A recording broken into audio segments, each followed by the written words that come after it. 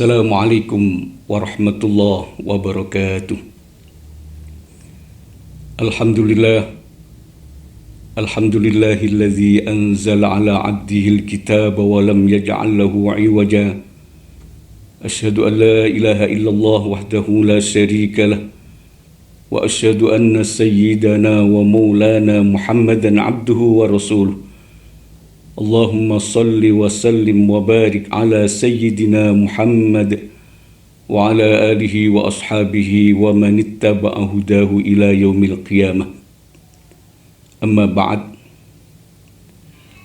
Para pemirsa yang saya hormati, alhamdulillah wa syukurillah, kita masih diberi oleh Allah nikmat yang berupa sihah wal afiyah, utamanya nikmat yang berupa iman, sehingga pada bulan Ramadan tahun 1442 Hijriah ini kita masih ditakdirkan oleh Allah menangi Ramadan tahun ini, dan insya Allah dalam beberapa saat ke depan kita sudah berada pada malam nuzulul Quran, malam turunnya Al-Quran. Para pemirsa yang dimuliakan oleh Allah rahimakumullah, ada dua hal penting yang perlu kita cermati, bahwa nuzulul Quran kita kenal dengan turunnya Al-Quran. Sementara di lain sisi kita juga mendengar istilah Lailatul Qadar. Lailatul Qadar, malam yang mulia, karena pada malam itu Allah menurunkan Al-Quran. Lantas apa perbedaan antara Lailatul Qadar dengan nuzulul Quran? Yang nuzulul Quran setiap malam 17 bulan Ramadan diperingati oleh kaum muslimin yang hampir di seluruh dunia ini. Para pemirsa rahimakumullah, Lailatul Qadar adalah malam yang mulia, malam yang sengaja oleh Allah diciptakan satu malam yang berbeda dengan malam-malam yang lainnya. Surah yang menjelaskan tentang Lailatul Qadar jelas sering kita baca, sering kita dengar di dalam surah Al-Qadar. Inna anzalnahu fi lailatul qadr wa ma adraka ma lailatul qadr ila akhir surah. Sedangkan kita kenal di dalam bagian yang lain ayat surah yang sebelumnya, yakni pada surah Al-Alaq, itu adalah surat yang pertama kali, bahkan ayat yang pertama kali yang diturunkan kepada baginda Rasul. Di dalam sebuah riwayat bahwa pada masa Bani Israel, rata-rata mereka itu diberi usia oleh Allah, usia yang panjang. Sampai ada di kalangan ubad, orang yang ahli ibadah, mampu beribadah selama 1000 bulan, bahkan ada yang memanggul senjata untuk berperang selama 1000 bulan. 1000 bulan itu bukan waktu yang singkat, kira-kira setara dengan 83 tahun. Maka ta'ajjabal muslimun, kaum muslimun pada saat itu merasa terheran-heran. Kok ada orang yang mampu beribadah, berjihad fisabilillah 1000 bulan? Maka hal yang semacam itu menjadi iri umatnya baginda Rasulullah sallallahu alaihi wasallam.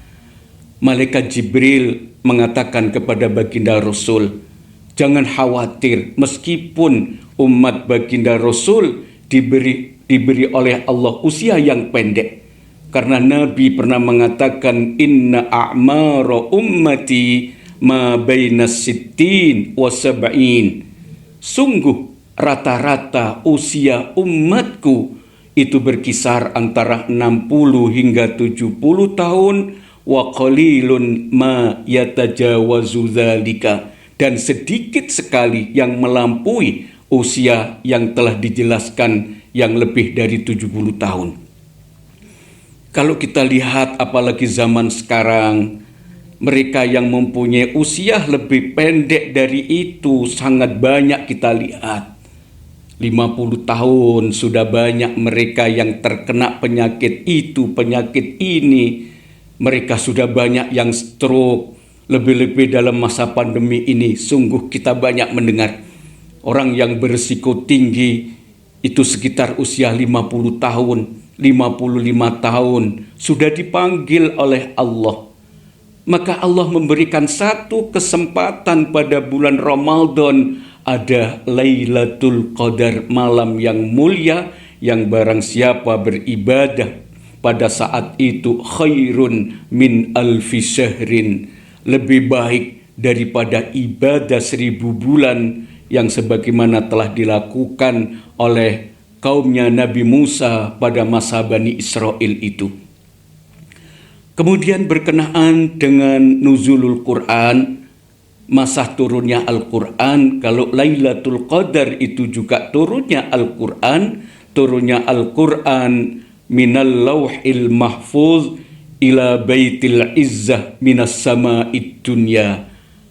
Turunnya Al-Quran ada dua macam. Pertama, diturunkan sekaligus sebanyak 30 juz itu dari Lauhul Mahfuz yang merupakan kalamullah, kalam qadim, kalam azaliyun, kalamnya Allah yang sudah sejak dahulu itu sudah ada. Kemudian diturunkan pada Lailatul Qadar itu secara jumlatan wahidatan, sekaligus diturunkan dari Lauhil Mahfuz ke Baitul Izzah minas sama'id dunya. Di manakah posisi Lauhil Mahfuz? Hanya Allah yang tahu. Di manakah posisi Baitul Izzah? Bait artinya rumah. Al-Izzah yang mulia. Yang pasti itu berada di as-sama'ud dunya, ada di langit yang dekat dari tempat yang kita tinggali ini.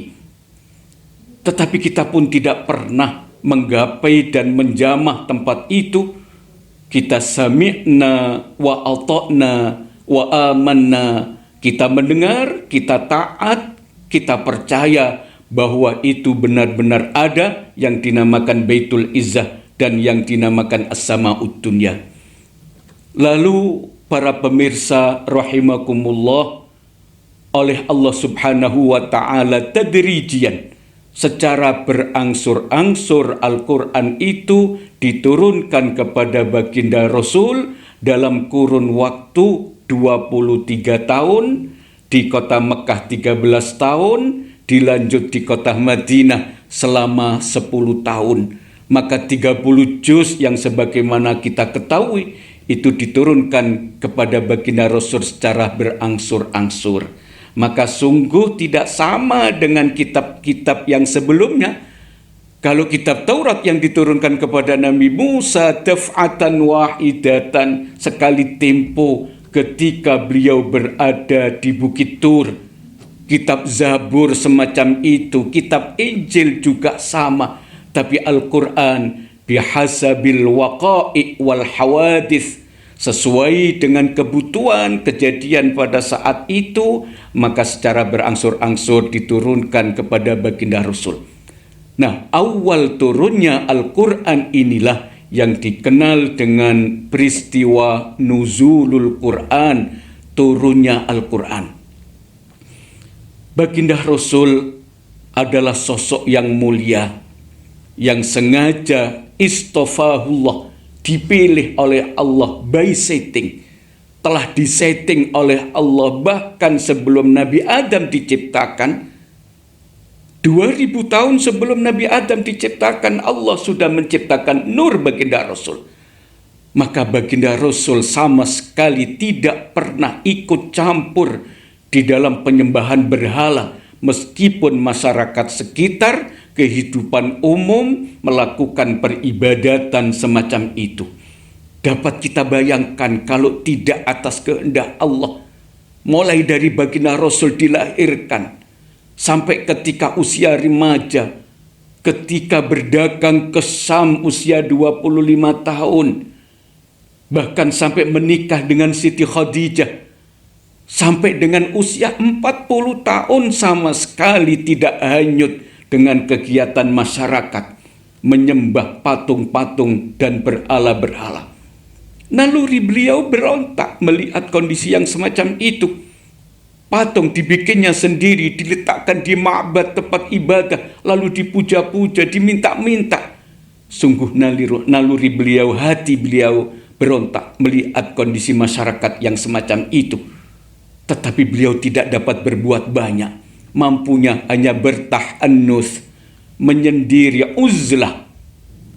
Maka beliau lakukan dalam pemikiran yang puncak itu, singidan bahasa kita, di suatu tempat yang jauh dari keramaian kota, berada di Gua Hira ke arah sebelah utara dari rumah beliau yang kira-kira berjarak antara 7 sampai 10 kilometer.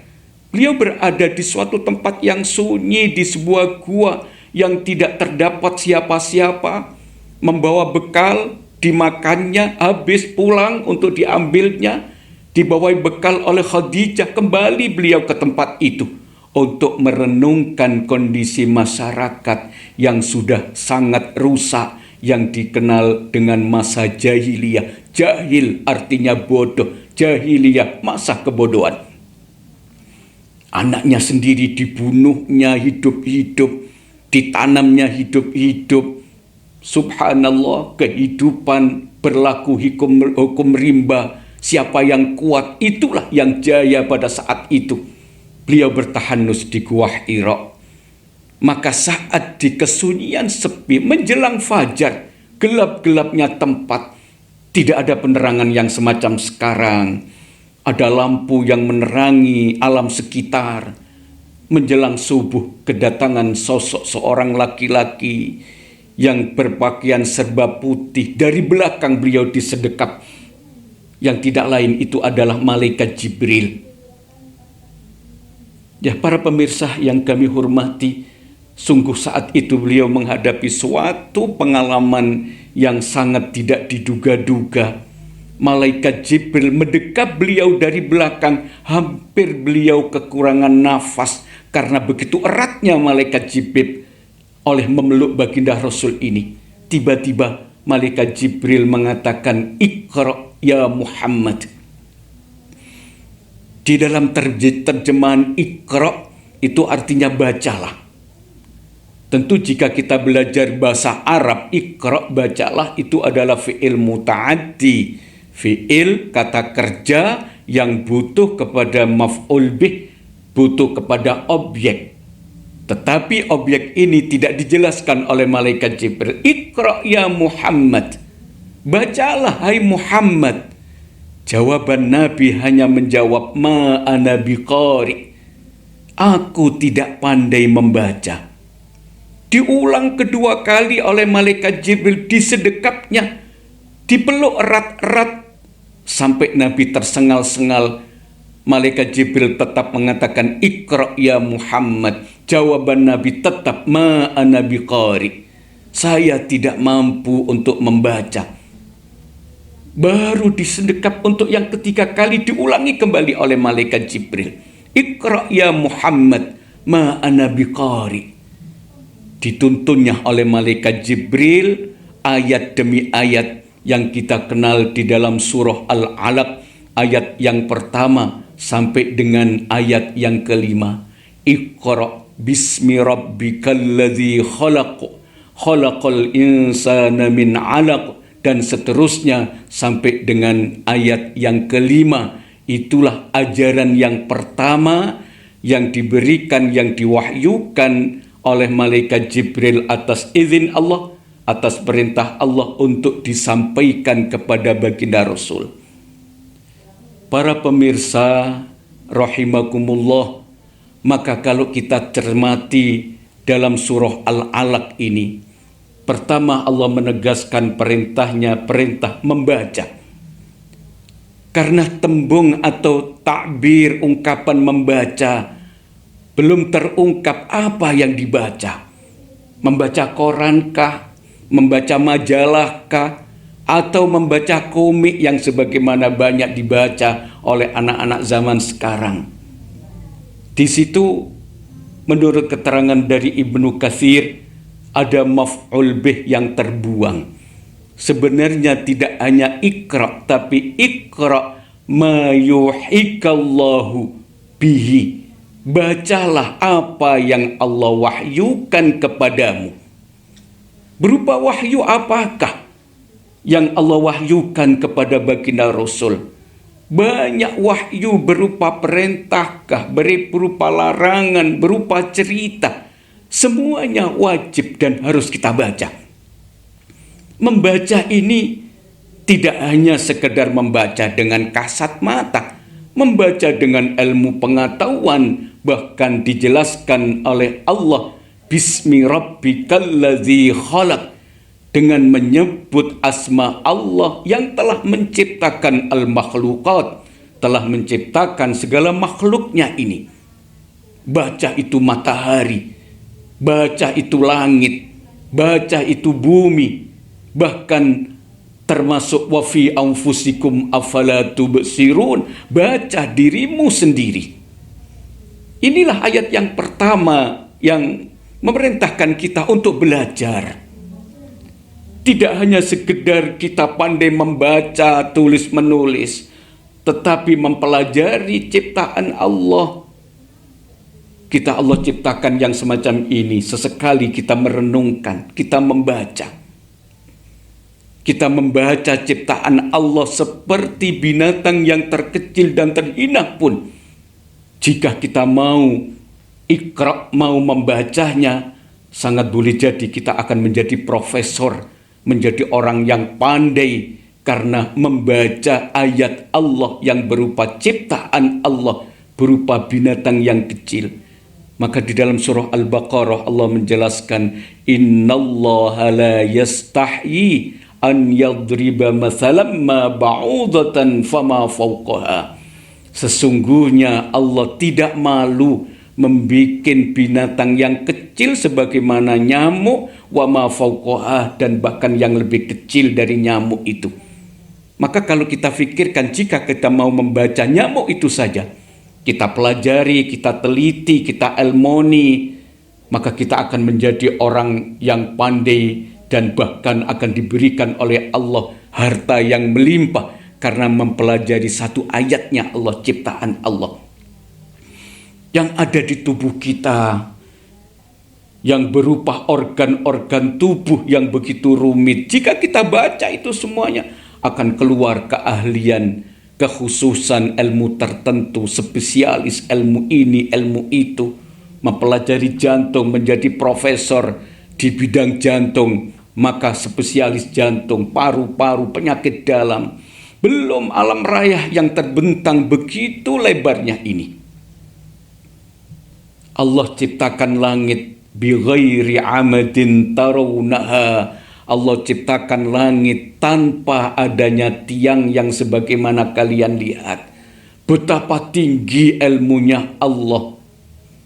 Subhanallah. Maka ayat yang pertama, surah yang Allah turunkan berupa surah Al-Alaq, ayat pertama sampai dengan ayat yang kelima, ini sungguh memerintahkan kita untuk menjadi ilmuwan. Menjadi orang yang selalu menggali, mencari golek ilmu ni Gusti Allah kana entek-entek. Itu ilmu kauniyah. Belum ilmu yang Allah berikan berupa ilmu syariat, alamul musyahadah, belum alamul ghaib yang begitu luasnya. Oleh sebab itulah, dengan memperingati nuzulul Quran yang Allah turunkan pertama kali kepada baginda Rasul, saat itu surah Al-Alaq yang memicu kita untuk semakin meningkatkan ibadah kita. Menuntut ilmu ini adalah bagian dari ibadah, sehingga orang akan mengatakan bahwa Allah menciptakan langit dan bumi ini tidak cuma-cuma. Allazina yadhkuruna Allaha qiyaman wa qu'udan wa ala junubihim wa yatafakkaruna fi khalqis samawati wal ard. Rabbana ma khalaqta hadza batila subhanaka faqina adzabannar. Orang yang mau memikirkan ciptaan Allah itu sungguh sangat mulia. Memikirkan ciptaan Allah, zikir kepada Allah boleh dilakukan dengan cara berdiri, boleh dilakukan dengan cara duduk, bahkan boleh dilakukan dengan cara berbaring. Kemudian merenungkan ciptaan Allah, penciptaan langit dan bumi, maka muncul Rabbana ma khalaqta hadza batila. Maka Nabi mengatakan at-tafakkuru sa'ah khairun min ibadati sana. Orang yang mau merenungkan ciptaan Allah satu saat, sesaat, 1 jam, itu lebih baik daripada ibadah 1 tahun. Sungguh luar biasa merenungkan ciptaan Allah yang sebagaimana tersirat di dalam surah Al-Alaq itu tadi. Belajar dan belajar, tiada henti-hentinya atas perintah Allah melalui peristiwa nuzulul Quran, turunnya Al-Quran ini. Maka melalui hal ini, Al-Quran itu adalah kalamullah, bukan kalamun nas, bukan kalamun nabi. Ini dawuhnya Allah. Maka kalau dawuhnya Allah at-ta'abbudu fi tilawatihi, membaca Al-Quran itu pun sudah bernilai ibadah. Imam Ahmad bin Hanbal pernah bermimpi ketemu Allah. Bagaimana ketika ketemu Allah itu? Jawabannya la kaifa wa la yukayyaf. Bagaimana gambaran Allah tidak bagaimana dan tidak dibagaimanakan. Karena Allah mukhalafatul hawadits. Saat itu Ahmad bin Hanbal bertanya, amal apakah yang paling utama untuk mendekatkan diri kepada Engkau ya Rabb? Jawaban Allah, qala bikalami, dengan kalamku, dengan dawuhku. Maka Ahmad bin Hanbal kembali bertanya, bi ghairi fahmin am bi fahmin, bi fahmin am bi ghairi fahmin, dengan faham ataukah tanpa faham? Qala subhanahu wa ta'ala bi fahmin au bi ghairi fahmin, dengan faham maupun tidak faham, itu sudah bernilai taqarrub, mendekatkan diri kepada Allah. Utamanya dalam bulan Ramadan ini merupakan syahrul Quran. Kita dianjurkan untuk memperbanyak membaca Al-Quran. Membaca Al-Quran itu sudah ibadah. Utamanya siswi Zainuddin, monggo bulan Ramadan ini kita penuhi dengan ngaji Al-Quran, tadarus Al-Quran. Saya belum paham, tidak masalah. Fa innallaha ya'jurukum ala tilawatihi. Allah memberikan pahala dengan sekedar membacanya.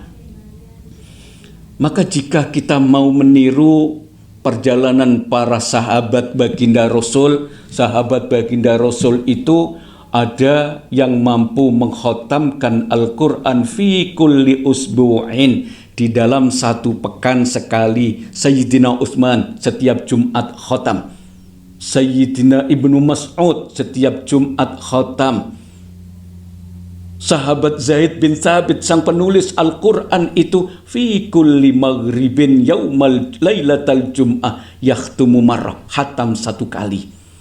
Maka kalau kita tidak mampu khatam untuk 1 bulan, untuk 1 pekan, kita upayakan, kita bikin grup, kita khatamkan 1 bulan sekali dengan istilah one day one juz. Kalau tidak ya 1 week 1 juz.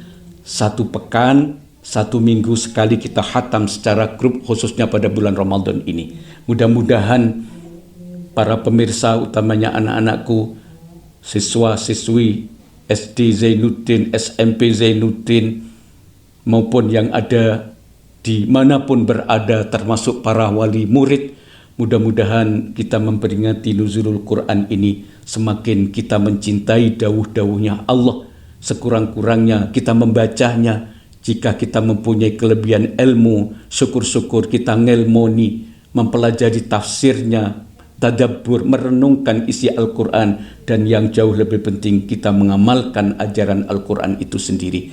Mudah-mudahan sekelumit ini ada manfaatnya di dalam rangka menyambut kedatangan nuzulul Quran. Al-afu minkum, wallahul muwaffiq ila aqwamit thoriq. Wassalamualaikum warahmatullahi wabarakatuh.